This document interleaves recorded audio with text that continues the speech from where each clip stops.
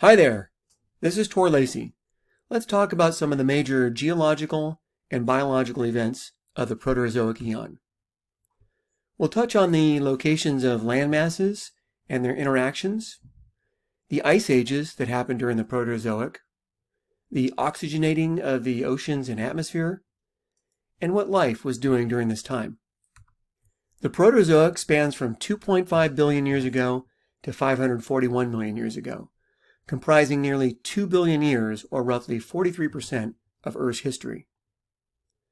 At the start of the Proterozoic Eon, most of the cratons had formed, and Earth's core had cooled sufficiently that crustal pieces weren't constantly being rifted apart by heat rising from the mantle. These Archean continents were moving about through tectonic processes, sometimes referred to as prototectonics, similar but not the same to those we observe today. Collisions of ancient plates formed the supercontinent Rodinia about 1.2 billion years ago and drove the earliest mountain building episode of what today are the Appalachian Mountains. Rodinia broke up about 750 to 600 million years ago. One of the fragments was Laurentia, the continental precursor to North America. The breakup of Rodinia created many shallow water, biologically favorable environments that fostered the evolutionary breakthroughs, marking the start of the next eon, the Phanerozoic.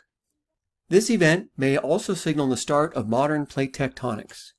By this time, the core had cooled sufficiently to slow mantle convection, and crustal pieces were rigid enough to break along rift zones. This allowed deep subduction zones to form between continental and oceanic slabs. Snowball Earth. The late or Neoproterozoic Earth experienced three ice ages, from 720 to 660 million years ago, 645 to 640 million years ago, and about 580 million years ago. The first two glaciations covered the Earth nearly entirely in ice. The rock record contains abundant evidence such as striations, tillites, and dropstones that glaciers were widespread at this time. Rocks from this time bear the scars of glacial erosion in the form of striations, scratches, and grooves scoured into bedrock as a sediment-laden glacier flowed across it.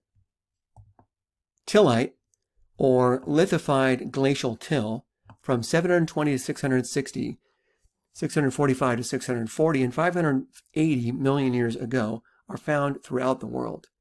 Today, we can directly connect till to the glaciers that have recently deposited. Using the principle of uniformitarianism, we can reason that the Proterozoic tillites are the product of glacial deposits. Proterozoic-aged rocks also contain dropstones.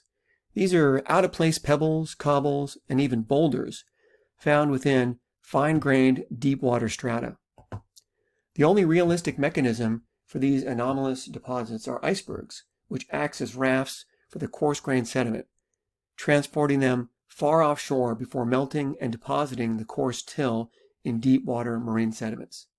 We can observe these today from icebergs originating from Greenland and Antarctica. Glacial rocks from 635 million years ago and about 710 million years ago in Australia and North America also contain magnetic minerals that indicate these continents were positioned along the equator during the late Paleozoic, providing evidence that glaciers extended from the poles to the equator. We also see widespread carbonate rocks overlying the Neoproterozoic glacial deposits. Carbonates form in warm, shallow seas and are interpreted as reflecting a warming planet when ice melted and sea levels rose. Proterozoic life was dominated by simple multicellular organisms, prokaryotes, in particular cyanobacteria. These photosynthesizing organisms thrived in the sulfur-rich oceans and produced stromatolites, sedimentary structures that form as cyanobacteria capture sediment and precipitate calcium carbonate. While they can still be found today, stromatolites represent some of the earliest life on this planet, dating back to 3.5 billion years ago. The Archean atmosphere was anoxic, composed of nitrogen, carbon dioxide, hydrogen, and methane. It started becoming the oxygen-rich atmosphere we know today during the Proterozoic. The Great Oxidation Event, or GOE, was brought on as a byproduct of cyanobacteria, which, through photosynthesis, produced oxygen as a waste product. As these prokaryotes flourished, so did their oxygen waste, resulting in the oxygenating of the oceans, then the atmosphere, 2.4 to 2 billion years ago. Evidence for this historic event includes an abundance of pyrite sedimentary grains older than 2 billion years, followed by a distinct lack of pyrite grains afterwards. This reflects a lack of oxygen before 2 billion years ago because pyrites oxidized into other minerals in the presence of oxygen. Let's talk about BIFs. Banded iron formations also constrain the timing of the GOE. BIFs are sedimentary rocks that formed in the early oceans. For the most part, BIFs range in age from 3.7 billion years ago to 1.8 billion years ago. Younger BIFs are very rare. It's reasoned that they stopped forming after 1.8 billion years ago because by this time the oceans became saturated in oxygen, and all the available dissolved iron had been consumed through precipitation to make the iron oxide minerals like magnetite and hematite that compose the BIFs. Eukaryotes evolved around 1.7 billion years ago, and the abundance of oxygen allowed them to flourish. They are more complex than prokaryotes, with a distinct nucleus and organelles. The first multicellular organisms appeared near the end of the eon, with macroscopic ediacaran fauna evolving around 575 million years ago. These are the first animals.